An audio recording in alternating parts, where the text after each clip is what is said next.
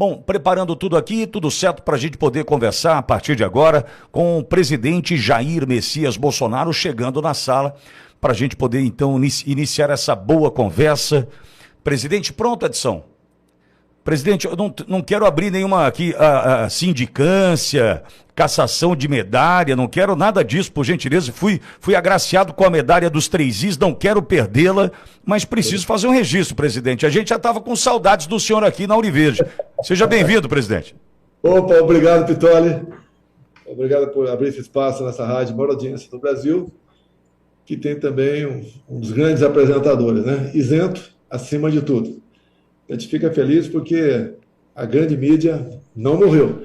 Eu acredito na sua recuperação gradual com o passar do tempo. Muito obrigado, Pitoli. Você é merecedor dessa medalha 3I de imorrível. Os outros 2 deixo contigo aí, ok? Não, imbrochável e incomível. A gente fala aqui sem nenhum problema, presidente. Justamente por isso, registrando a saudade que a gente estava do senhor aqui, que eu não venha a perder a medalha, viu, presidente? Não. Essa medalha é incaçável. Tá certo, presidente. Quem recebe porque tem o selo Johnny Bravo 100% hétero.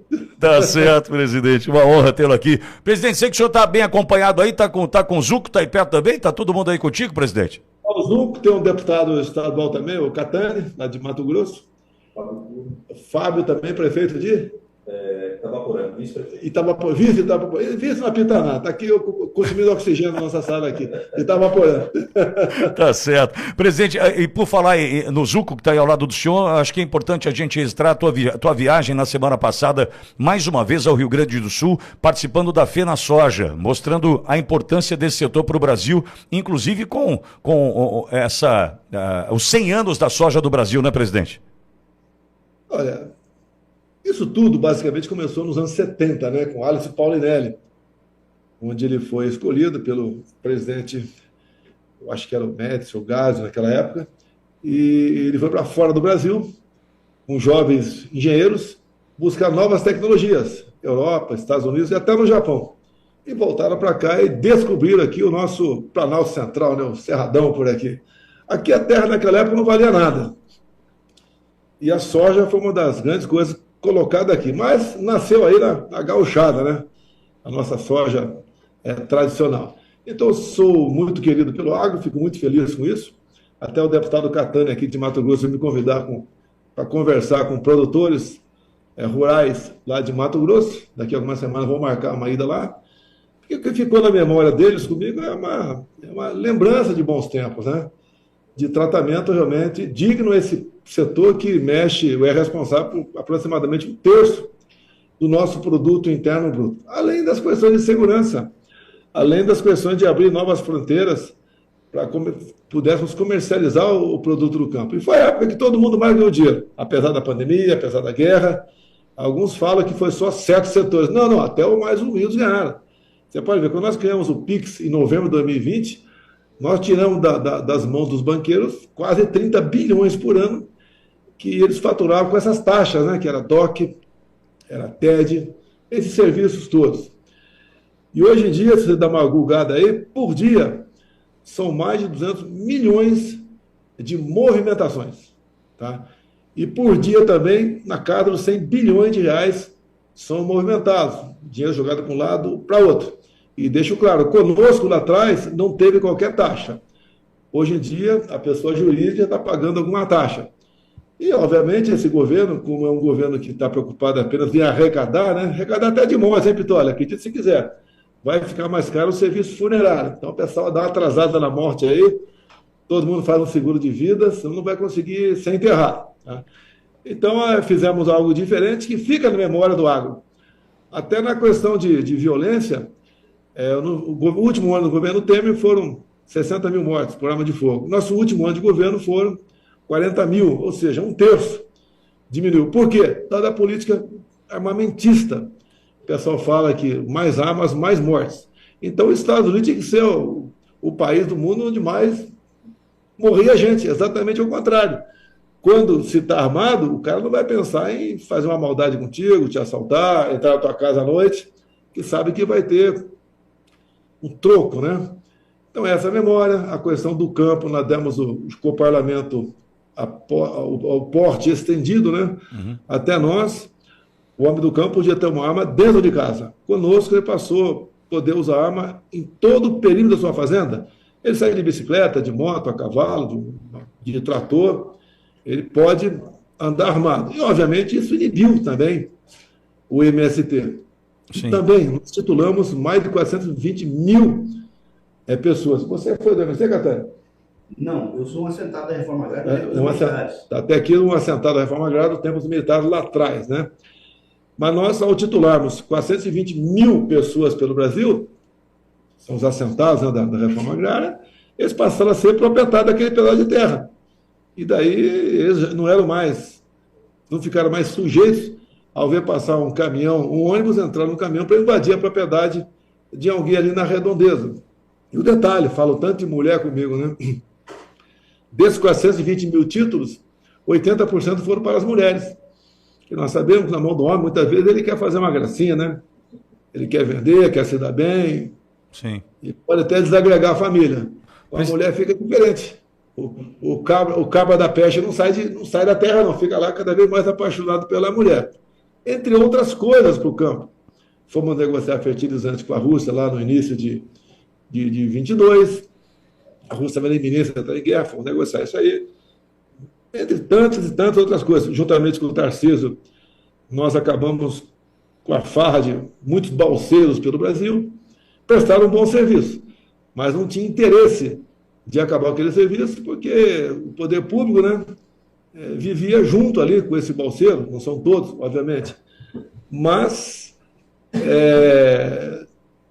por exemplo, né, balsa, lá no Rio Abunã, na região ali de proximidade ali entre a divisa é bem pequenininha, se eu não me engano, Rondônia e Acre.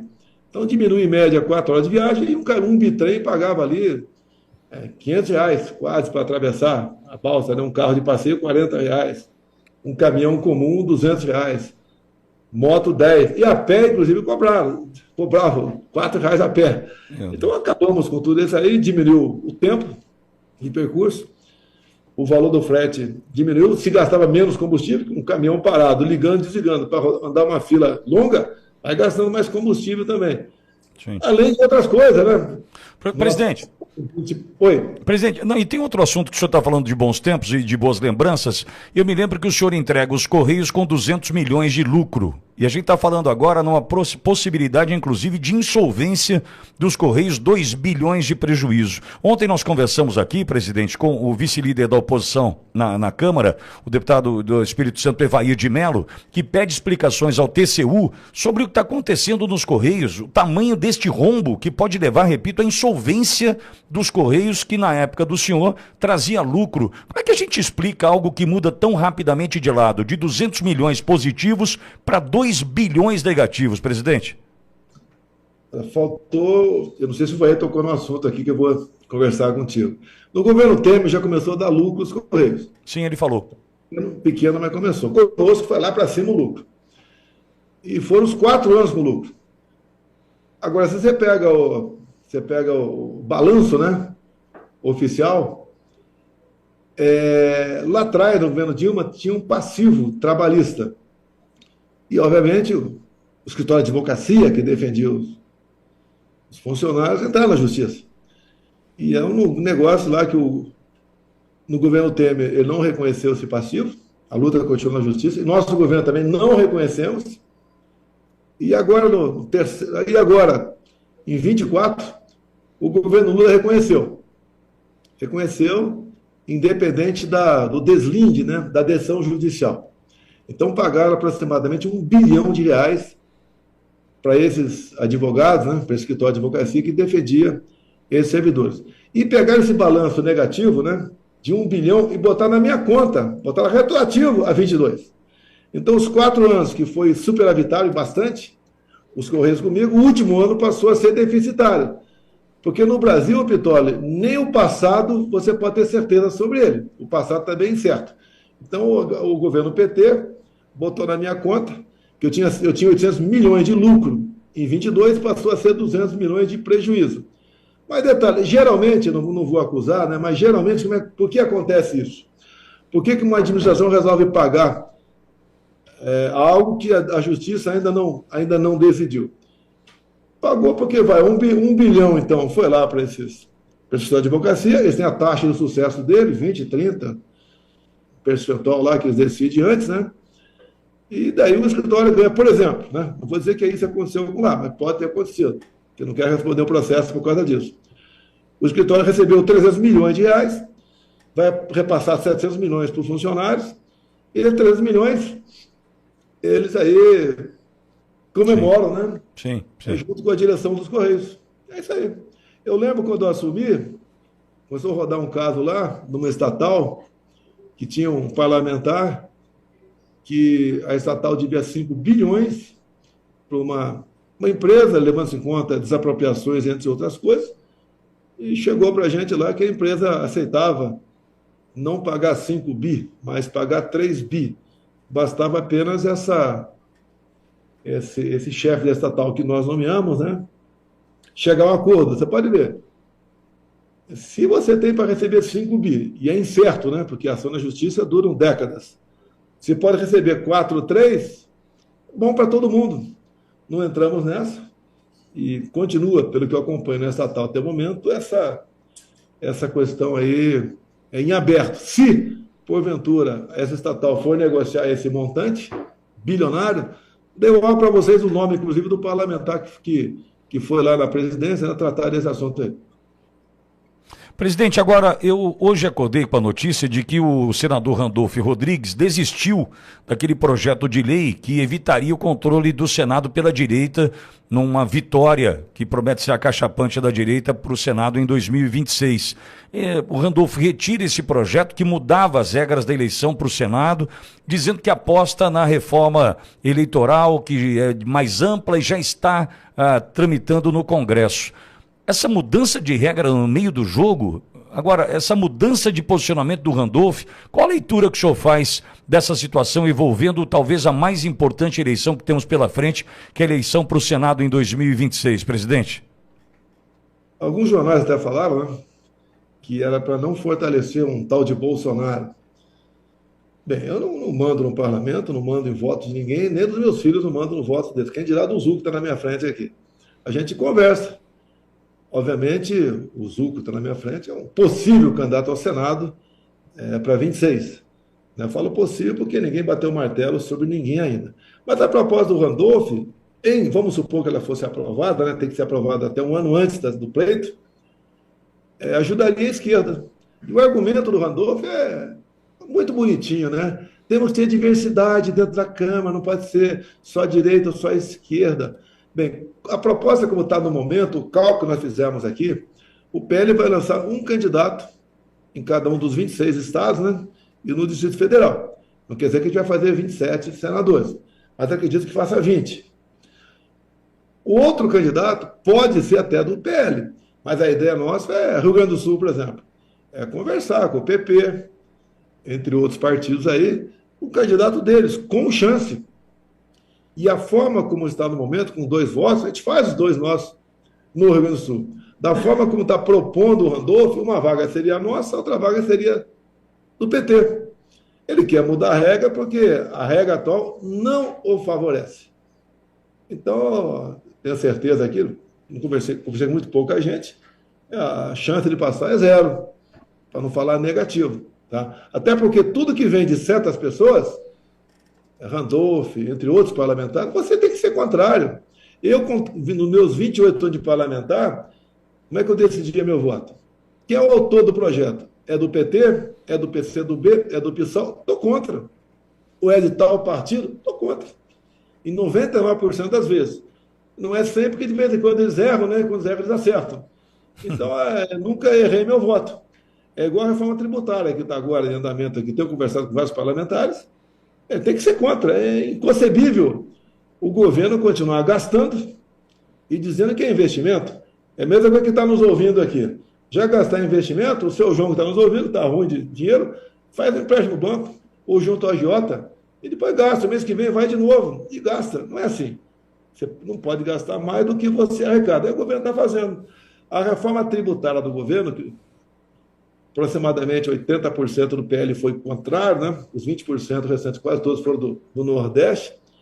A política econômica do Haddad eu apelidei de menos vacas, mais leite, achando que é só cobrar que paga. Nós começamos a fazer, obviamente com o Paulo Guedes, uma reforma tributária inteligente, reduzindo a carga tributária.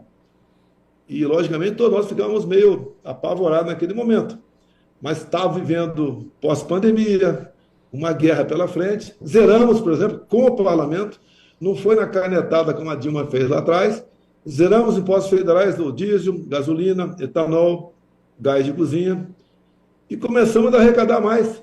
E quando você aumenta muito a carga tributária, o empresariado, né, o empreendedor, tem duas alternativas: quebrar ou sonegar. E as duas são ruins para todo mundo.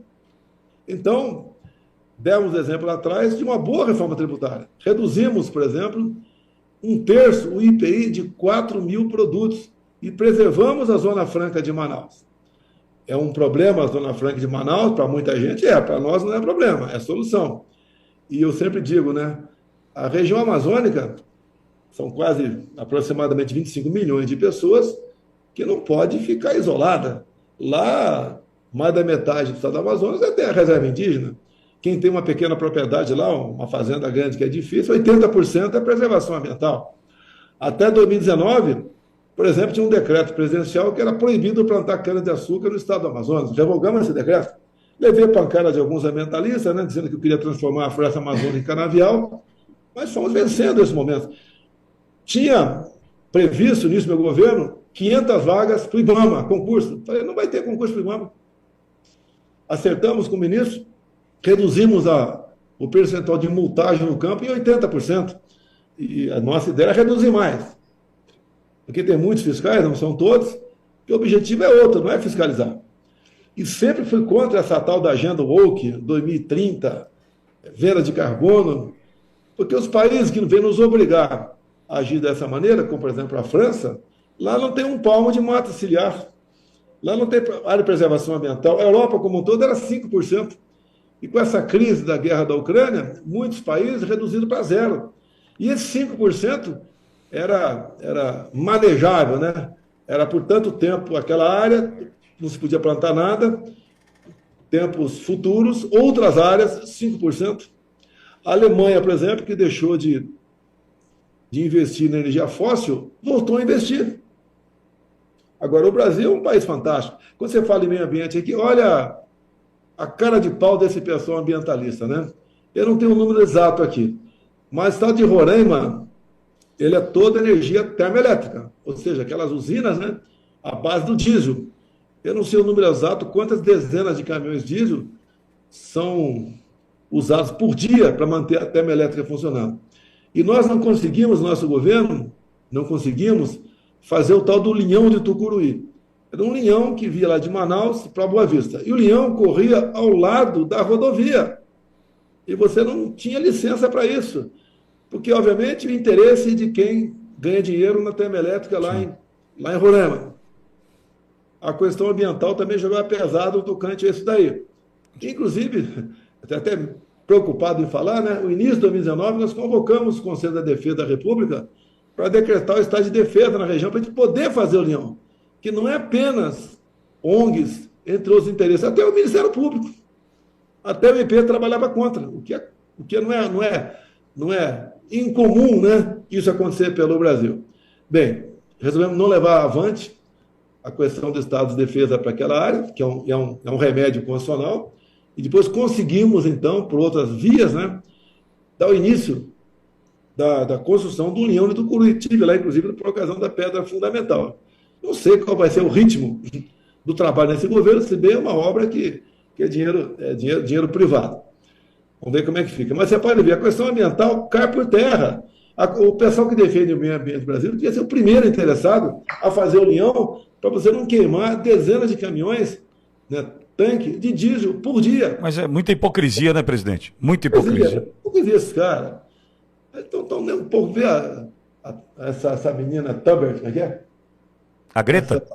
Greta, que sinuca de bico que ela está agora, para explicar aí as baboseiras que você sempre falou e defende no momento. Sim. Mas a gente vai criando uma consciência no Brasil. Até para ver, Vitória, dá uma de pastor aqui, ou de padre, né? É. Que a gente falar, tem uma passagem bíblica que diz: por falta de conhecimento, meu povo pereceu. O povo tem que ir tomando conhecimento. Por exemplo, chegou para mim, não de forma oficial ainda, mas é um estudo feito pelo Senado americano sobre vacinas. Não pedi ontem, foi um colega meu num cartório aqui para fazer a tradução juramentada, né?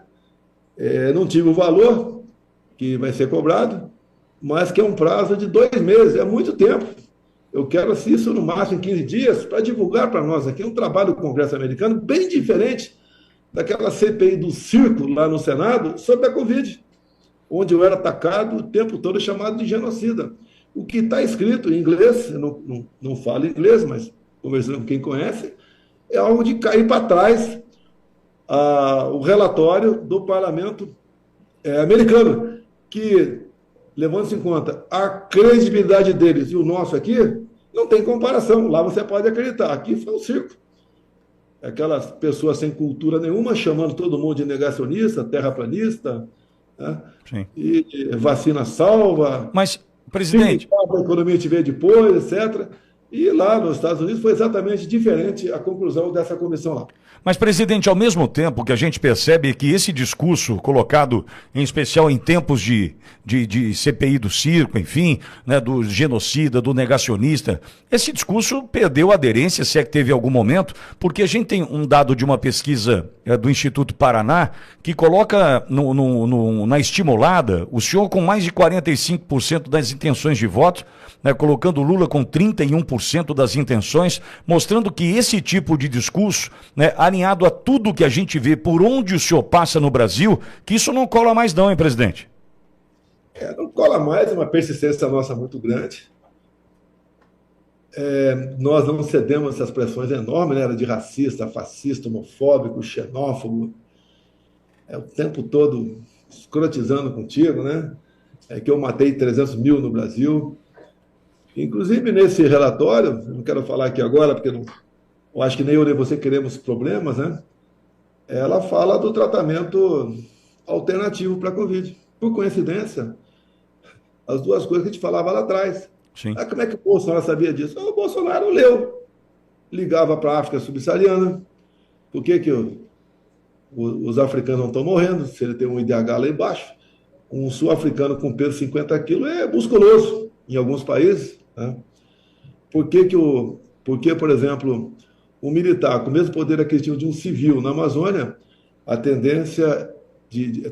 tinha menos mortes do lado militar, porque tomava algo preventivo para a malária. Lá na África, tomava algo preventivo para a cegueira dos rios. Tá? É igual você falava, né? Muitos remédios são descobertos por acaso, até o próprio Viagra, por acaso, o Tadalafila, né, princípio ativo. É igual na Guerra da Coreia, na Guerra do Pacífico.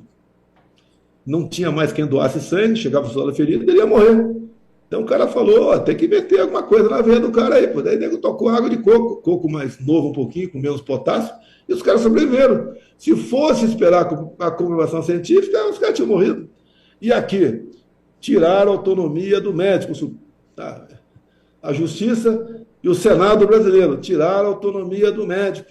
Inclusive teve um senador lá da região amazônica que apresentou um projeto condenando a 3 anos de cadeia, no mínimo, quem, porventura, receitasse um medicamento sem comprovação científica. Ou seja, o chazinho, a vovó que fazia o chazinho pro netinho, ia pegar 3 anos de cadeia. Que não é para Covid, é para toda coisa. Inclusive, outro dia, né? Fala para não tocar mais nesse assunto, eu vou falar. Por exemplo, quando eu estou com um problema bravo de estômago, o que eu tomo? Alguém sabe o nome do remédio? Eu tomo Coca-Cola, o estômago é meu e me dou bem, ponto final. Quero papo, tá? E fico feliz da vida. E assim como cada um tem o seu remédio alternativo, dado o problema que ele tem. E a vovó é a pessoa mais recomendada para isso, né? E a vovó ia começar com 3 anos de cadeia, ia para Papuda, igual as vovozinhas foram agora, condenada a 17 anos de cadeia, porque estava de verde e amarelo na esplanada dos ministérios. Mas, presidente, agora, se esse discurso não vai colar mais, como a pesquisa mostra e a gente percebe por onde o senhor passa, vem novas narrativas, né? Agora tem essa questão da casa em Angra, né? Que estão tentando colar no senhor mais um escândalo, né? Lavagem de dinheiro. E o senhor está tentando mostrar a cada incursão do Globo que isso não passa de mais uma mentira. Eles vão tentar ir por esse caminho agora, presidente? Vamos lá, eu sofri busca e apreensão na minha casa aqui em Brasília, numa casa que eu tenho na Barra da Tijuca, outra casa que eu tenho na Vila História de Mambucaba, essa do problema aqui agora, e aqui na sede do PL. O objetivo é te constranger. Olha, a Polícia Federal foi na casa do cara. Não acharam dinheiro nenhum, né? E não tem nem por que achar, porque tem que ter uma origem, a princípio, né, de onde ele poderia ter pego. Bem, por que eu fiz a reforma lá em Angra? Lá? Aquela casa lá, ela começou a funcionar em 96. Entrou no imposto de renda. Valor, R$ 98.500. E toda vez que você declara imposto de renda, você não pode mexer nesse valor, a não ser que você comprove uma obra. Então, como nunca foi feita obra, 96 para cá, está mais de 25, 26 anos, e eu resolvi fazer uma obra agora. E daí eu tinha quase que fazer a casa novamente, né? Então, a obra ficou em R$ 900 mil, paguei em Pix, recibos agora estão comigo, né? No dia lá não estava, agora estão comigo, paguei em Pix, e declarei no imposto de renda. E fiz a atualização patrimonial. Então, passou para R$ 998.500. E o Jornal Globo, que fez essa grande denúncia, né? E fala o Jornal Globo que esse contrato foi pego aqui na sede do PL numa busca e apreensão do parte da Polícia Federal. Verdade, tiveram aqui sim. E tinha na minha mesa 3 páginas, essa eu não vou comentar contigo no Vitória, tá? 3 páginas do inquérito, lá de 2018. Presidente, eu comentei na rádio, páginas 8, 18 e 19. Eu não vou comentar contigo, porque eu posso a Polícia Federal bater na minha porta daqui a pouco aqui. Sim, então, eu pedi para os parlamentares, para o órgão de imprensa, via lei de acesso a informações, pegar esse documento. Tá? Porque, realmente, a denúncia de fraude foi muito, muito consistente, no meu entender, em 2018. Olha que eu estou falando nos fatos da minha eleição onde eu ganhei, tá? E isso daí, realmente, é algo... Eu lembro da Rádio Relógio, né? Que dava uma notícia e falava, acredite se quiser. E, quando você fala de democracia, o que é democracia? É você falar que o mar é azul e eu falar que é verde, ô Vitória, e a gente discutir. Falar que o céu é azul, eu falo, não, para mim o céu é branco, e a gente discutir. Isso é democracia. Chama-se liberdade de expressão, e você perdeu isso aqui. Olha o caso de 2 parlamentares, né, federais, que estão com problema com a Justiça Federal por ter usado a tribuna da Câmara. Daí vai o ministro da Justiça na Câmara, vai o chefe da Polícia Federal, Andrei, na Câmara, tá? E esse parlamentar questiona a liberdade de expressão. O que eles dizem? Que a tribuna é um local para você discutir com parcimônia, com urbanidade. Se fosse para discutir com parcimônia e urbanidade, você não precisava do artigo 53 da Constituição. Não precisava que tivesse escrito lá que os deputados e senadores são invioláveis por quaisquer de suas opiniões, palavras e votos. Lá é um lugar que você discute o que você quiser. Você vai falar lá que o Corinthians é melhor do que o Palmeiras ou vice-versa, sem problema nenhum. Estou sendo educado aqui, né? Você pode discutir qualquer negócio, tá?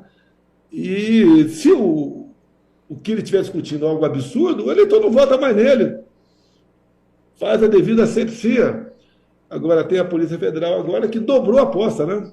Dobrou a aposta e levou avante a possibilidade de processar esse parlamentar, porque teria ofendido a honra de um tal de Fábio Schor, que é o chefe lá das investigações. É um cara que devia trabalhar numa novela, na novela sobre ficção, sei lá o que for, tendo em vista as 800 páginas de denúncia que ele fez a meu respeito. Não liga Lé com Cré, é um trabalho realmente para atender o seu chefe, até porque isso aí a gente comprova nos áudios que a Folha de São Paulo vazou do juiz Vieira, conversando com o tal de Tagliaferro, lá do TSE, dizendo, o Vieira dizendo, né? Olha, o ministro quer que você carregue mais um 4.2.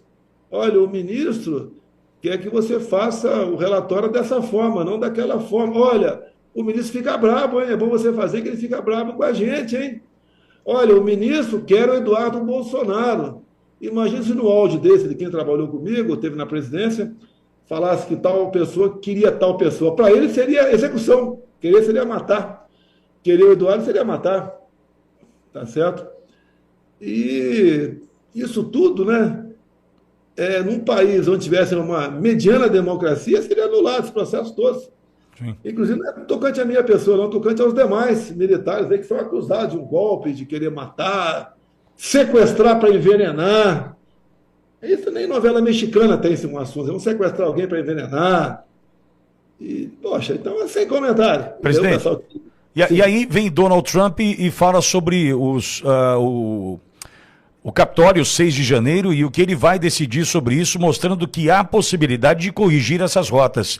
A volta de Trump já propõe isso, inclusive de olho também em processo eleitoral, como aconteceu na Venezuela agora e o que pode acontecer no Brasil, né, presidente? Vamos lá. Há poucos dias o Biden, presidente dos Estados Unidos, anistiou seu filho, né, em 9 ações criminais. Não vou entrar em detalhes sobre isso daí. E o Trump, que ainda não assumiu, criticou essa anistia pro filho do Biden e perguntou, e como é que fica o pessoal de 6 de janeiro de 21, que foi o Capitólio? Tá? A recado que o Trump dá é bastante claro, que talvez no primeiro dia dele, dia 20, ele já assine uma anistia para o pessoal do Capitólio, que é semelhante ao que aconteceu aqui no Brasil. É semelhante. Aqui ninguém tem dúvida mais do que aconteceu. De marcha de um cara sozinho, quebrando o Congresso, quebrando lá o Palácio do Planalto. Tá? E depois o pessoal veio atrás, resolveram fazer turismo lá dentro e quem estava com a camisa verde e amarela foi condenado.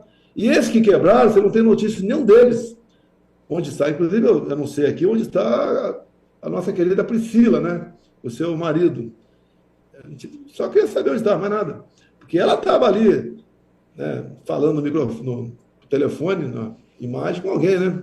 Missão dada é missão cumprida. Copiou o Benedito, o ministro lá do TSE, que no dia da diplomação, abaixa ali para Alexandre de Moraes e fala missão dada é missão cumprida. Está na cara que a missão dada é missão cumprida foi eleger Lula. Ninguém tem dúvida disso. Imagina se eu tivesse o mesmo poder do Alexandre de Moraes de vir inquérito, via PET e começar a investigar. Ia pegar o ministro Benedito e quebrar o sigilo dele, quem sabe prendê-lo para ele confessar alguma coisa, né? Já fazer uma delação premiada, assina aqui que eu te libero. Pegar o próprio Alexandre de Moraes, o que é isso aqui, ó? O que é isso aqui? Que se um de nós faz isso aqui é matar alguém. E ele faz é o quê? Cortar o pescoço de quem?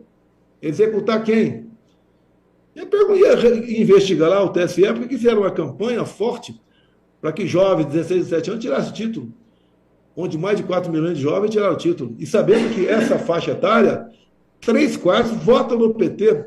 Ou seja, teve o dedo pesado do TSE na balança eleitoral. Nem vou falar de nada errado com as caixinhas lá, nada disso. Esse assunto. Eu não podia botar no ar uma imagem do Lula defendendo aborto, do Lula defendendo roubar celular para tomar cervejinha, do Lula ao lado de ditadores de quase todo mundo. Eu queria botar a imagem do Lula em 2009, ele em Teherã, defendendo que Ahmadinejad, presidente do Irã, enriquecesse urânio acima de 20%. É o percentual que permite você a fazer a bomba atômica. E desde aquele tempo, Ahmadinejad já falava: queremos varrer Israel do mapa. Então, teve interferência, não há dúvida. Inclusive, aproveito, volto naquela tecla, né? A Polícia Federal foi que vazou o contrato aqui da casa. Até uma coisa, deixa eu repetir aqui. Obra de Bolsonaro usou firma do cunhado de aliado do PL. Bem, a obra na casa lá não foi obra pública, não, é particular. Eu podia pagar 10 milhões ou R$1 milhão, eu que pago, pô. O dinheiro é meu, eu faço o que eu quero com isso. A obra foi paga, 4, 5 depósitos de Pix. Eu vou saber se o cara é do cunhado, do amigo, não sei de onde lá. Não é do amigo do meu pai. Tá? Você pode ter certeza que não é. Tá? E a obra foi feita. E a PF, como diz o jornal Globo, vazou para o Globo. A PF vazou para o Globo esse contrato. Ô, PF, por que você não vaza aquelas 3 páginas que estavam na minha mesa daquele inquérito de 2018? Vaza aquelas 3 páginas. Já que vocês fazem o vazamento seletivo, eu estou pedindo agora para vocês vazar. Eu não vazo porque passa a ser crime, né? Que depois que eu discuti esse inquérito com os embaixadores, no dia seguinte, ele foi classificado como sigiloso, ou seja, secreto. Até aquele dia não era secreto. E tentaram ainda uma medida punitiva para o delegado que entregou esse inquérito para a comissão especial que analisava uma PEC do voto impresso, que o delegado entregou por ofício para a comissão. E era ostensivo, não tinha qualquer classificação sigilosa. A própria Polícia Federal daí agiu corretamente nesse momento, falou que o delegado entregou porque não tinha confidencialidade naquele inquérito. Depois tentaram punir também, já que é um deputado, o deputado que sugeriu lá o requerimento para pegar esse documento. Agora, a comissão especial, por unanimidade, aprovou buscar junto à PF esse inquérito. A Câmara depois também vê a Corredoria, falou que não tinha que punir o deputado porque o documento não era confidencial. Presidente, eu tenho uma dúvida aqui e o senhor responda do jeito que o senhor entender melhor, mas é uma dúvida do Pitoli, de quem te admira e o senhor sabe o quanto. Desde quando o senhor sabia desse inquérito que foi levado pela polícia da mesa do senhor, essas páginas? Desde quando? Por que eu lhe pergunto isso, presidente? Como é que o senhor lidou com isso, né, com essa angústia de saber tudo o que sabia diante do que está exposto ali naquele inquérito, atravessando 2018, né, que é a data do início dessa situação, já que o inquérito tem /2018 no número, chegando a 2022 e percebendo que nada foi feito no meio do caminho para tentar corrigir o que foi exposto lá em 2018. Desde quando o senhor sabia e como o senhor lidou com isso e essa angústia, presidente? Olha só, não é eu, né? Quem está do meu lado vê as coisas acontecendo. Eu comecei a ser investigado, né, em 2019. Temos aqui uma portaria do ministro-presidente do Supremo Tribunal Federal, abrindo lá atrás, então, esse inquérito que passou a ser conhecido como inquérito do fim do mundo. Em 21, eu entrei no inquérito, fake news. Porque numa live eu mostrei uma revista que fazia comparações sobre vacina, imunidade com certas doenças. Eu mostrei, li o título da matéria e botei no canto. Então, eu espalhei fake news mostrando uma revista. E também quem estava do meu lado, ajudante de ordem, entre outros, passaram a ser investigados todo mundo. Vamos lá. Eu vou avançar um pouquinho para retornar na sua pergunta aí. Em 22, o nosso partido, acabou o segundo turno, nós peticionamos o TSE para que algumas inconsistências, né, fossem esclarecidas, baseado em resoluções, em legislação. É o trabalho do advogado. E no dia seguinte, o ministro-presidente do TSE, Alexandre Moraes, indeferiu e nos deu uma multa de 22 milhões de reais. Eu desconheço, pode ser que exista, qualquer advogado peticionar aí o magistrado, né, e ele ser multado. E o que foi por que a multa? Porque a acusação é litigância de má-fé e duvidar, né, atacar a democracia no Brasil. Tudo é Estado Democrático de Direito. Aqui passou tudo ser Estado Democrático de Direito. Tá? E daí, depois dessa multa, juntamos o pessoal aqui, em novembro, né, de 22, tinha acabado as eleições, obviamente. O que fazer? Recorrer. Se recorresse, a multa podia passar para 200 milhões, que é uma arbitrariedade. E podia até caçar o registro do PL. Vamos matar no peito. Vamos buscar outra maneira. Aí entra uma outra questão, né? Vamos buscar aí possíveis socorros junto à nossa Constituição. Rapidamente decidimos que não tinha que fazer mais nada, tínhamos perdido a guerra e ponto final. Agora, a acusação em 22 foi atentar com o Estado Democrático por duvidar da justiça eleitoral. Agora, por que foi feito o inquérito? em novembro de 18. Porque ali, dada a denúncia que chegou, era bastante consistente de ter havido irregularidade nas eleições de 18, e daí então tirariam eu e botariam o Haddad. E estava o sistema vibrando em Brasília, estava babando em Brasília com essa possibilidade. Fraude nas minhas eleições. E repito, a denúncia de fraude bastante consistente. Bem, então, de ofício, nenhum partido político pediu investigação, porque esse documento chegou lá no TSE. A presidente do TSE, na época, junto à PF, abriu o inquérito, que é o 1361. É o famoso 1361. Começa com 13, né? 1361. E o inquérito tem centenas de páginas, em 3 momentos, está lá escrito lá, algo aterrador. E esse algo aterrador não é um testemunho, não. É uma pessoa que falou aquilo. E todo mundo, muita gente sabe quem é, se eu falar esse nome aqui, mas como é um decreto confidencial, eu não vou falar aqui. E daí, rapidamente decidiram que não era o caso de prosseguir com aquele inquérito. É outra coisa aterradora. Por que não prosseguir? E o que é mais grave depois? Por que não tornou público esse inquérito? Porque quando se fala em democracia, a transparência. A gente ouve o tempo todo, democracia não tem preço. Se é gastar com isso, com aquilo, vamos gastar. E daí, esse inquérito, tomei conhecimento dele, por ocasião da discussão da proposta de emenda constitucional que tratava do voto impresso, que era a proposta da deputada Bia Kicis, aqui de Brasília. O relator, se não me engano, era o Felipe Barros, do Paraná. Tá? Eu tomei conhecimento lá. Enquanto tomei conhecimento lá, eu comecei a se interessar mais pelo que estava acontecendo. E daí teve uma reunião, em meados de 22, do ministro Fachin, que presidia o TSE, com embaixadores. Deixo claro que essa política externa é privativa do presidente da República. Ele podia até fazê-la, mas teria que entrar em contato conosco. Eu sei que os poderes são independentes, mas ele tenta contato conosco, fez a reunião e terminou essa reunião dizendo aproximadamente o seguinte: senhores embaixadores, tão logo o TSE anuncia o resultado das eleições, os seus respectivos chefes de Estado devem reconhecer imediatamente o ganhador das mesmas. Não vou concluir.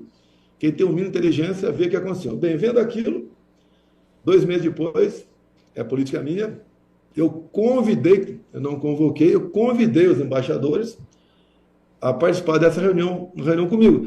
Convidei, inclusive, o senhor ministro Fachin, que era o presidente do TSE. Ele não foi.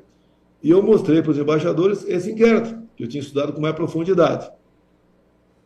No dia seguinte, o inquérito foi classificado como confidencial, ou seja, secreto. Aqui nós temos o país dos inquéritos e das PET secretas. Tudo é secreto aqui. Até porque você pode mudar a página de 1 ano atrás, 2 anos atrás, 5 anos atrás. Você pode chamar o delator de novo para conversar contigo, para acertar lá e mexer.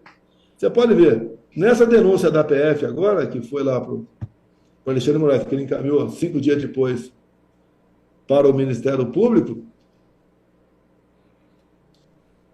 não está ali a delação premiada ou a colaboração do ajudante de ordem, que, no meu entender, não fez nada de errado, enquanto esteve ao meu lado, bem como os demais militares, não vejo nada de errado, à luz da legislação brasileira.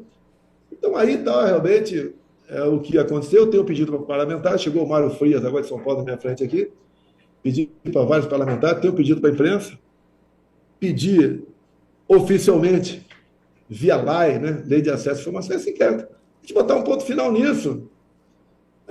Pacifica o Brasil. É ou não é? Aquela história preto no branco, né? Sim. E vamos em frente.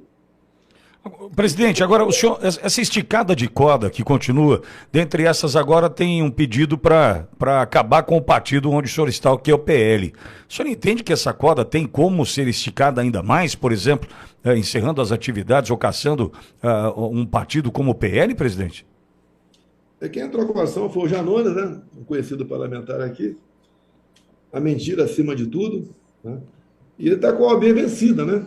Então ele cometeu um crime de falsidade ideológica. Esse Janones é protegido por alguns poderosos aqui em Brasília, por isso que nada vai contra ele aqui. Brasília faz Ele que me acusou de ser pedófilo lá atrás, a acusação de pedofilia é a mais escrota que existe. Me acusou de pedofilia lá atrás, durante o processo eleitoral. A gente não consegue fazer nada contra o cara. É blindado, completamente blindado. Tá? Porque essas acusações todas vai botando gente contra gente. Não basta você mostrar que a obra de Mambucaba está tudo legal. Não basta. Que alguém sempre fala, opa, vira mexe, alguém fala, opa, o ladrão de joia está aí. Apesar da lei dizer que a joia personalíssima é minha, uma lei de 91, apesar de uma nova súmula do TCU agora, dizer que o relógio do Lula é dele, logicamente os meus são meus, reforço disso aí. Ah, o cara falsificou o cartão de vacina, você pode ver. Essa denúncia foi lá atrás. O Procurador-Geral da República tinha dúvida do que é PF. A PF não é a PF, essa parte da PF é um trabalho sujo, né? Sujo. Né? Vai chegar o dia deles, né? Fábio Shoa, vai chegar seu dia de uma justiça de verdade, você pagar pelos seus crimes que está cometendo aí.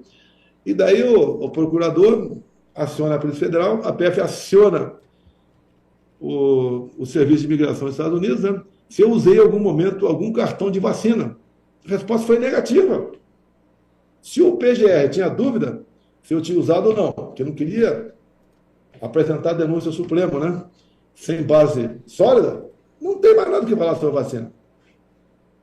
Então, essas questões todas sempre ficam. É igual a questão da Val do Açaí, lá de Mambucaba, lá também, né? Essa senhora trabalhava comigo, sim. Você pode empregar pessoas comissionadas dentro do estado teu ou aqui do Distrito Federal. Eu não posso, um cara do Rio, botar um gaúcho que mora aí em Pelotas, por exemplo, não sei aonde, para trabalhar aqui. Não dá. Agora pode. E ela fazer um trabalho simples, ganhava salário mínimo mais alimentação. E o dia que a imprensa teve lá, que deu aquele escândalo, ela estava trabalhando na lojinha de açaí, que não fatura um salário mínimo por mês. Estava na lojinha de açaí, sim. Aí você pega o boletim administrativo da Câmara, ela estava de férias naquele período. Não adianta você falar isso aí que os caras não dão bola, continuam batendo. E parece que o Jornal Globo acabou, não quer mais tocar nesse assunto, né?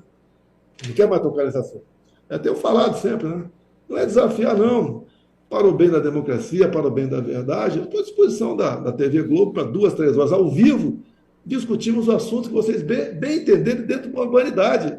Sim. Você vai botar a equipe de jornalistas de vocês, né? Mira Leitão, etc. Pode levar para lá também ó, o Fábio Shoa, se quiser, para reforçar a equipe, o Andrei. E eu vou sozinho, nem com o meu advogado eu vou. E vamos discutir em alto nível tudo isso. Joia, leite condensado, assassinato de carpas, baleia, discutir tudo isso aí. Mas eu queria 30 minutos para falar de Brasil, para falar um pouquinho desses acordos, desses 37 acordos, né, ou memorandos que o Lula fez com o Xi Jinping da China. Até eu botei no meu X ontem, divulguei. É só a emendazinha, as certas preocupações da China para conosco. O Xi Jinping não veio aqui ver o sítio do Pica-Pau Amarelo. Aí veio fazer negócio. Sem dúvida. Por exemplo, é importante isso aqui, como o Macron teve há 2 meses aqui na Amazônia, ao lado do Lula, daí condecorou o Macron lá, aquele sorriso lindo dele, condecorou lá o Raoni com a maior comenda e fez um acordinho de urânio. Por que ele fez acordinho de urânio? Porque um país da África subsaariana, houve um golpe de Estado lá, tanque na rua, etc., né? E o cara que assumiu falou, ó, não tem mais urânio daqui para a França. E 70% da energia nuclear da França vinha lá desse país. Talvez, tem um parlamentar aqui da Paraíba, eu pedi para ele entrar com requerimento de informações, para ver se não entrou lá nesse negócio a mina de Santa Quitéria. Deixo claro, para alguns falar abobrinha, né, que houve que falar abobrinha por aí, que a lavra, o comércio, etc., desses metais como urânio, é privativo, é monopólio da União. Então, nós estamos reforçando agora, que se você vai ter a tua empresa, Pitoli, e pega urânio de algum lugar, sem problema nenhum. Só que você é obrigado a vender para a IRB, uma empresa brasileira que trata uma estatal que trata desse assunto. Agora, essa IRB fez algum acordo com o Xi Jinping? Fez com o Macron algum acordo? Então, pedimos esse parlamentar agora, porque tudo é demorado, você não consegue. Se tem uma cláusula de confidencialidade nisso tudo. Porque o que o Lula fez foi abrir mão da nossa soberania. Tem certas coisas que só você tem que valorizar, pô. O preço é nosso. ele se colocou de forma subserviente à China e à França e arranjou um problema com os Estados Unidos. Quando você falou da posse agora, a data da posse das eleições venezuelanas é agora dia 10 de janeiro, antes da posse do Trump. O que eu sei que circula nos Estados Unidos, vou dizer que vai acontecer isso aí, né? Eu sei. O Trump tem seus problemas lá para resolver, mas ele faz exalar liberdade, né? As suas palavras, seu posicionamento. Está com o Elon Musk, que comprou o Twitter, que agora é X, e fazendo uma analogia do que o Trump já falou sobre as eleições da Venezuela, que lá foi o voto impresso, o voto no papel. Esse que o ministro Barroso foi dentro do Congresso Nacional e melou ir para frente em 2021 a PEC do voto impresso. E pelas atas lá da Venezuela, quem ganhou foi a oposição. E o que o Maduro fez malandramente? Como ia ter o voto impresso, que foi lá ele foi obrigado a fazer isso, pelos interesses, né? Ele achava que ia ganhar porque a oposição, por exemplo, a Maria Corina e Capriles, ele tornou inelegível esses dois por 15 anos. Acusação, atos antidemocráticos. De sua familiar, atos antidemocráticos. É o que aconteceu no Brasil. Por que estão inelegível? Porque se reuniu com embaixadores e mostrou o inquérito 1361 e duvidou do sistema eleitoral. A imprensa fala, atacou. A outra inelegibilidade, 8 anos, ambas de 8. Presidente. Abuso econômico, que eu subi no carro do som do Silas Malafaia, eu não paguei um centavo naquele carro de som. Presidente, e o indiciamento agora, esse último, o senhor mais 36, o que o senhor vê desse indiciamento, desse novo capítulo, dessa perseguição? O Brasil fala, por exemplo, de questões envolvendo uma eventual prisão do senhor. Qual é a análise que o senhor faz disso? O senhor pode nos tranquilizar? Qual é o que o senhor tem para nós, presidente? Você vive uma insegurança jurídica. Você tem aí por volta de 100 pessoas presas, né, 14, 17 anos. Uma das acusações mais graves é tentativa armada de subverter o Estado Democrático de Direito. Foi pego alguma arma de fogo essas pessoas? Foi pego alguma arma branca? Pegaram um estilingue e meia dúzia de bolinhas. Então, eu te acusar, por exemplo, de uma infração de trânsito em São Paulo, se você nunca saiu de Santa Catarina. É a mesma coisa. É que eu disse agora há pouco, cadê a Priscila? Cadê aquele pessoal que está de balaclava? Nenhum foi identificado de balaclava. Tá? Agora a prisão. Qualquer um pode ser preso. Eu, você que está nos ouvindo, qualquer um. É uma insegurança enorme. Desse inquérito mãe lá de trás, 2019, nasceram as PETs. Ali o cara faz o que bem entende. Busca e apreensão. A busca e apreensão que eu sofri lá nessa casa, né? A Vila História de Mambucaba, a Polícia Federal usou os instrumentos mais modernos. Até a rotorruta no esgoto o pessoal usou. Achava que tinha alguma pedra preciosa, algum relógio escondido no esgoto lá. Mesmo todos os presentes pedidos pela PF, eu devolvi todos, ou estão na Caixa Econômica, ou estão na própria Polícia Federal. Todos, sem exceção. Agora você pode ver, não quero me comparar a Dilma Rousseff. Cadê os presentes da Dilma Rousseff? Ela falou que as enchentes do Rio Grande do Sul levaram os presentes dela que estavam num galpão do MST. Acredita quem quiser. O relógio do Lula está com ele. O TCU falou que é o relógio dele. E eu acho que o TCU agiu corretamente. O relógio é do Lula. Tive um problema aqui também no meu governo. Uns 40 militares, né, cabos soldados, nos acompanharam numa viagem lá para o mundo árabe. Uns 30 cabos soldados, o resto eram sargentos.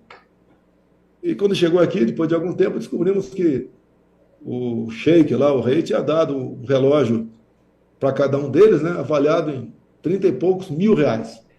E da imprensa descobriu isso aí, começou uma onda que tinha que devolver, porque é da União, 30 e poucos relógios, de 30 mil cada um. E a confusão estava armada. Agora, por que a União ia querer esse relógio? A lei não diz o que fazer com esse presente. Como atacaram a minha esposa também, se um presente que ela recebeu, se um sheik, se eu ia dar um presente de $1 trilhão para ela, o problema é no sheik.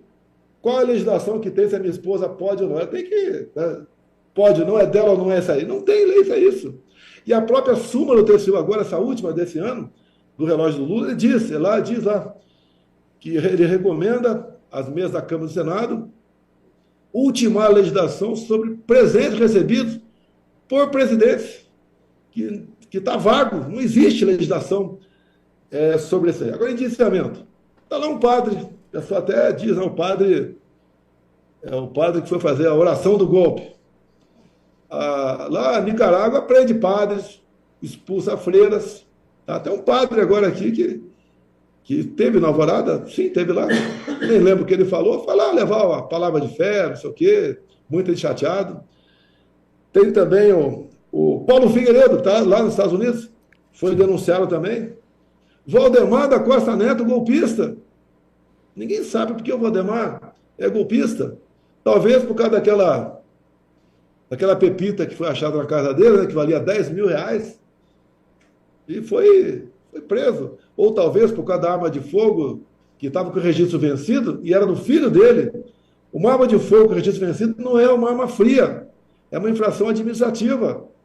Prendeu o Valdemar, não estou defendendo o Valdemar, não, tá? Estou defendendo o cidadão, 75 anos de idade, teve seus problemas, pagou na justiça os problemas no passado, é uma pessoa que dá esperança com o Partido Liberal aqui em Brasília, uma pessoa que tem palavra.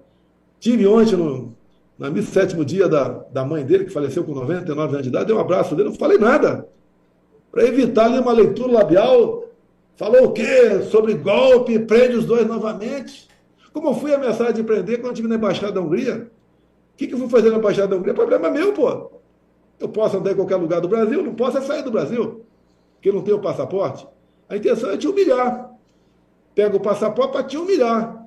Eu sou ex-presidente da República, mas queira ou não queira, eu sou ex-presidente da República. Que não posso ir para a Itália, não tive um convite de Benjamin Netanyahu para ir para lá, não consegui o passaporte. Não sei se vai chegar o convite do Trump para o dia 20, não sei. Se chegar, eu vou peticionar o Supremo Tribunal Federal. É para te humilhar. Como, por exemplo, aqui, como alguns haviam fugido para a Argentina, fugido, pedido asilo da Argentina, que foge que é bandido, não são bandidos. Pediram asilo na Argentina, o ministro Alexandre Moraes mandou prender quem estava com tornozeleira aqui em Brasília, para evitar a fuga. Não foi julgado. Você pegar a legislação, o prazo da preventiva acabou, nem tinha motivo para a preventiva. Eu vem para o meu caso. Eu não me enquadro em preventiva. Ele queria dar o golpe usando o artigo estado de sítio. Canse de falar. O que é estado de sítio? Está previsto na Constituição. Sim. Está previsto estado de defesa, intervenção federal. O artigo 142, qualquer um chefe dos 3 poderes pode utilizá-lo. É dispositivo constitucional. Não foi usado. Não foi convocado conselho de nada. Não foi mandada uma mensagem para o parlamento. Não teve ninguém na rua. O próprio comandante do Exército, em depoimento, né? O depoimento, as perguntas da PF são todas para te botar numa situação constrangedora, o tempo todo. E o golpe do ex-presidente? Faltou. O comandante fala, olha, ninguém falou em golpe.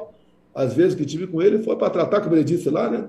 Foi para tratar hipóteses de dispositivos constitucionais. Hipóteses. Eu não posso discutir agora, como eu discuti, por exemplo, em 2019, estado de defesa, com o Alcolumbre e com o Maia, e mais algumas pessoas dos Conselhos da Defesa da República, sobre o Leão de Tucuruí. Isso aqui. Agora, quem errou? É quem multou. Sim. O meu advogado é 22 milhões de reais. Ele fechou a porta da discussão. E deixou claro, além de litigância de má-fé, quem duvida das eleições está tentando constar democracia de direito. Agora, o TSE duvidou em 2018, que nasceu o inquérito 1361. PF, já que vocês vazaram. A Globo que falou que vocês vazaram. A matéria da Globo diz que vocês vazaram para o federal, a PF aqui de Brasília, não é do Brasil todo, não, vazou o contrato da obra. Vazem as 3 páginas do inquérito. Ou você não tem culhão? Presidente. Brincadeira aí. Presidente. Subserviente. E a gente tem lutado aqui e ouvido o senhor falar sobre estar elegível em 2026 e é por essa pauta que a gente tem lutado aqui todos os dias, porque a injustiça é tamanha que não há outro caminho a não ser lhe devolver a possibilidade de disputar a eleição de 2026. Juntamente com isso, presidente, a gente tem o cuidado de estar lutando pelo PL 943 de 2022, que trata do voto impresso e da contagem pública. Porque na minha defesa aqui eu entendo que o senhor tem que estar elegível, entretanto o processo precisa ser aprimorado. Ninguém está, por conta da censura, duvidando de 2022 que eles nos proíbem disso, ou questionando sequer. Nós estamos olhando para frente e pedindo um processo aprimorado, a exemplo do que aconteceu na Venezuela. O senhor entende que é uma pauta que nós precisamos de fato defender, presidente, até para finalizar a conversa, tendo o senhor elegível e tendo o processo aprimorado dessa maneira, essa tem que ser a nossa pauta daqui para frente, presidente? O que o senhor elege como principal pauta para o povo brasileiro hoje? Ô Pistola, eu não sei pesar o ano correto, né? Mas essa briga por um voto auditável começou com o Leonel Brizola, lá no Rio de Janeiro. A tal da fraude da Proconsult. Depois, lutaram por voto impresso o Carlos Lupe, que é atual presidente aí do PDT, que entrou com ação contra mim, tá? Ele defende o voto impresso, e entrou com ação porque eu defendi o voto impresso. Tá? Entre tantos e tantos outros parlamentares. Eu entrei nessa briga para valer em 2012. Ao longo desse tempo todo, enquanto parlamentar, eu aprovei uma emendinha minha, eu tenho um vídeo aqui, inclusive, do Rodrigo Maia me elogiando. Ele era o relator dessa reforma eleitoral. O presidente era Eduardo Cunha e o Rodrigo Maia, na tribuna da Câmara, tá? Me elogiou por ter aprovado aí a questão do voto impresso. Esse elogio foi por causa da derrubada do veto, que a Dilma vetou, nós derrubamos o veto, e por ironia, né, até o PT votou para derrubar o veto. O que o PT faz? Ele é contra. Quando ele vê que vai perder, para não pegar mal, ele muda de lado. Tá? Foi dessa forma realmente aquela votação. Então essa luta minha pelo voto impresso não é depois que eu cheguei na presidência. É desde 2012. E lá atrás, o Supremo Tribunal Federal disse que o voto impresso era inconstitucional. Inconstitucional como? Na Venezuela existe. No Paraguai existe. Eu conversei com o ex-presidente Marito do Paraguai para trazer uma sessão para cá naquela época, depois não foi para frente. A Covid que atrapalhou muita gente. A eleição do Paraguai, você vota lá, é uma urna de última geração, né? É impresso o voto e cai na urna automaticamente, e você pode contar. Na Venezuela foi a mesma coisa. O Maduro tinha certeza que ia ganhar, mesmo com o voto impresso, porque tornou inelegível a Maria Corina e o Capriles, as duas principais oposições a ele. E a Maria Corina botou um cara outro lá que fala muito pouco, né? A gente pouca vez ele fala, mas ele ganhou com quase 70% dos votos. E o Maduro falou, eu ganhei, mas foi cobrado dele as atas e as urnas com o voto em papel dele. Ele não apresentou. E daí o Lula não reconheceu, o PT reconheceu a vitória de Maduro. O mundo civilizado não reconheceu a vitória do Maduro. E o Lula, como é muito ligado ao Maduro, ficou em cima do muro. Daí o Maduro perdeu a paciência com o Lula. E falou, o seu tribunal eleitoral reconheceu a sua vitória aí. O meu tribunal aqui reconheceu como sendo minha. Eu vou contar. É o que ele falou. Não sei o que ele vai contar. É o que ele falou. E nós queremos a democracia. Ganha quem tem mais voto e ponto final. No meu tempo lá atrás, enquanto parlamentar, a votação para caçar parlamentar era no papel. Tem lá o voto eletrônico, mas desde aquele episódio lá atrás, no Senado, que houve fraude no painel de votação, deu uma confusão enorme lá. O presidente era o velho ACM, né? As votações complicadas ali, o parlamentar quer o voto no papel. Tá? Não é duvidar, é ter certeza. Nada como ter certeza. Você pode ver, teve agora uma audiência pública, não sei se foi na Câmara ou no Senado, estava presente o Cássio Nunes, é um ministro indicado por mim no Supremo. Ele é o vice-presidente do TSE no momento. Vai ser presidente por ocasião das eleições de 26. Daí perguntaram para ele sobre a contagem pública dos votos. Qual a resposta dele? Vocês que decidem aqui, você decidiu, acolhe lá. É assim que tem que ser feito. E não, Tá certo, quem duvidar é cadeia, é cassação. Olha a cassação de mandato do deputado Francisquini, do PL do Paraná. O Alexandre Moraes caçou ele por quê?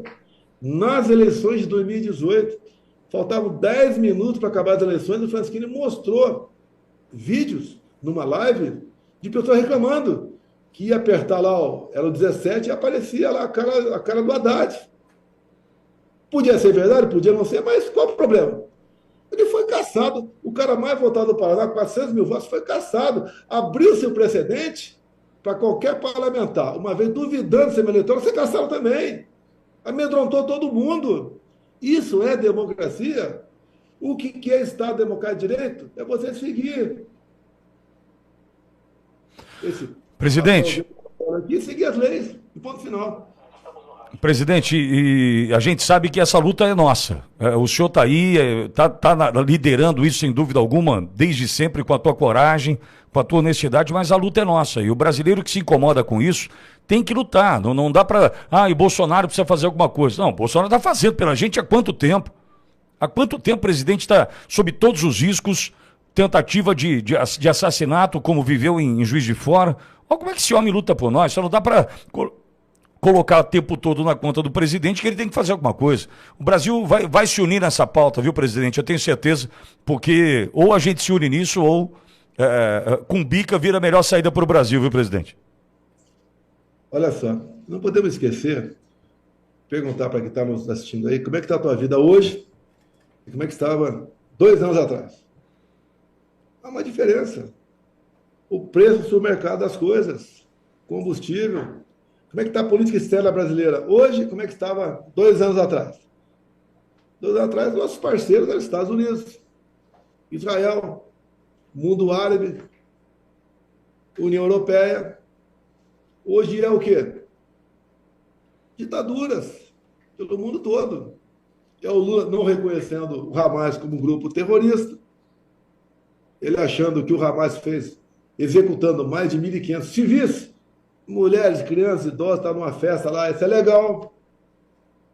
É o Lula não falando nada sobre as eleições da Venezuela, fica em cima do muro. Não falando da prisão de padres lá na Nicarágua. Para mim não é novidade. Ele continua defendendo ainda roubar celular para tomar uma cervejinha. Eu já tive com um pai que tem um filho assassinado por roubo de celular. É legal isso que ele fala? Olha o aumento da violência no Brasil. E aumenta deu o número de mortes. Todo mundo.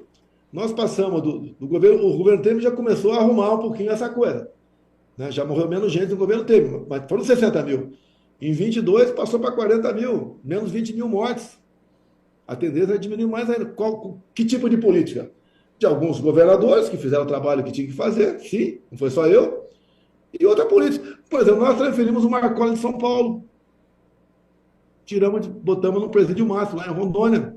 Ele comandava o crime de São Paulo. A decisão foi do tribunal, foi do MP do Estado, mas não era cumprida há anos. Há anos não era cumprida. Tinha um montão de medo. Até uma possibilidade de salve, como em 2006 mataram mais de 60 mil agentes de segurança em São Paulo. Fizemos. Não foi só dele, foi de gente do lado dele. E começou a diminuir a violência. São Paulo, hoje em dia, o estado tem o menor número de mortes por 100 mil habitantes. Aconteceram alguns fatos isolados agora, sim, quando o cara jogou do viaduto, não admite isso aí, acho contrário a isso. Tá, empurrou uma senhora idosa, não sei o que aconteceu lá, teve outra morte, tudo bem, lamentamos isso aí. É o que acontece, são 90 mil policiais em São Paulo. Então o pessoal atira no Tarcísio. Tá? Abre aí a ponte 50 em cima do Tarcísio, que é um governador que, no meu entender, vai indo bem. O baita de um gestor e um estado grande, o estado mais populoso do Brasil, mas é o estado com o menor número de mortes por 100 mil habitantes. Não é porque o outro erra, porque a gente erra, né? A gente vai atirar no Tarcísio, na cabeça dele, alijar tudo quanto é coisa. Atirar no secretário de segurança, o Derrite, tá certo? E cada um tem a sua opinião. O Tarcísio tem a dele, o tocante à Câmara, eu tenho a minha, tá? E não é por causa disso que nós temos alguma diferença, a gente vai brigar. Vou brigar com o Tarcísio por causa disso. A minha opinião é não ter Câmara. O Tarcísio é ter. E a sociedade de São Paulo que faça o julgamento. Agora, não crucifique o Tarcísio por causa dessa opinião dele.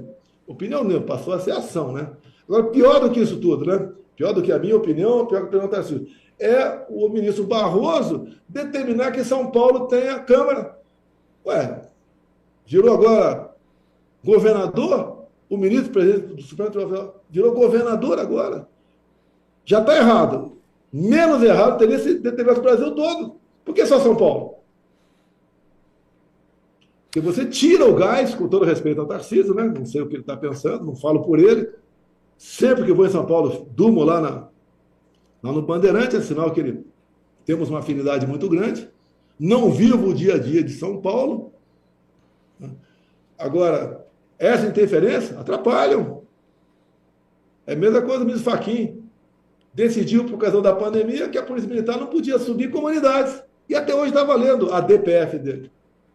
Eu lembro quando era garoto, assistia o filme na TV preto e branco, né? Da minha avó em Campinas, quando ia para lá ver televisão. Estava lá o velho Oeste brigando e os caras assaltavam um banco e o mocinho ia atrás e os caras daquela cavalgada desenfreada até chegar no México.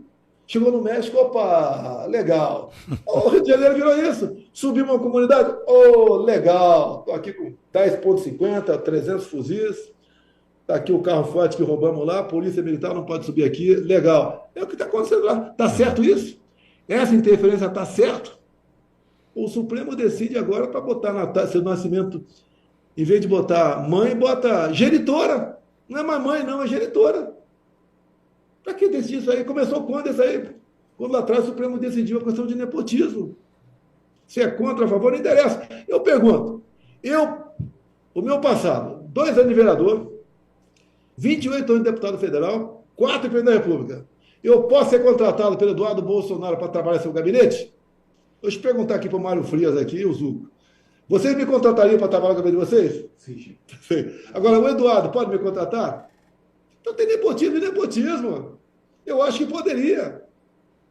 Seria um baita um trabalho para ele, com a minha experiência, ajudá-lo em muita coisa. Agora, se fosse para contratar a minha avó, errado. Aí está errado. Presidente. Não foi o Conselho Nacional de Justiça, né? Há pouco tempo atrás, que homofobia é equivalente a racismo. Meu Deus do céu! Eu acho que tem que... Como foi adotado em Brasília aqui, quem passou de verde e amarelo perto dos 3 poderes tem que prender 17 anos todo mundo. Quando a torcida começa a falar com o juiz que ele é muito educado, tem que prender a torcida toda. Prende 90 mil na saída. Já que racismo e homofobia é a mesma coisa, prende, usando a jurisprudência aqui para condenar o pessoal do Rio de Janeiro, prende os 90 mil. 20 anos de cadeia para todo mundo, resolveu o problema. Não tem bom senso. Quando eu falo em pacificar é engolir sapo. De vez em quando eu engulo sapo pela faceta lacrimal, para buscar um bem maior. A gente aprende com o tempo. Eu só quando fala, o que você faria diferente? Alguma coisa eu faria diferente, é lógico. Vou conseguir voltar? Não sei. Voto eu tenho. Você acabou de falar de uma pesquisa aqui no Espírito Santo agora, né? Da 45 a 31 para a gente. Então. E a gente sempre sabe que parece que remam contra a gente. Eles estão dando tudo isso a favor, só que a diferença está muito mal. Com todo respeito ao instituto que fez esse trabalho lá. Presidente, e eu quero agradecer ao senhor mais uma vez, sei que está caminhando para o almoço, sei que a sala aí está cheia, um abraço para o Tenente Coronel Zuco, deputado do Rio Grande do Sul, Mário Frias, deputado aqui por São Paulo, todos os demais que aí estão acompanhando a entrevista, presidente, a Andriele que viabilizou. Quebrar o galho aqui, apertar essas 2 caras aqui, ó. Essa turma. Presidente, tá mal acompanhado, hein, presidente? Essa turma tá feia demais, hein, presidente? Eles também, compadre, eu tô mal. Tá certo. Mário, aquele abraço. Zuco, aquele abraço. Valeu, Pitólia. Obrigado, Pitólia. Presidente, obrigado mais uma vez, viu, presidente? É uma honra tê-lo aqui. Volte sempre. Valeu, até mais. Obrigado.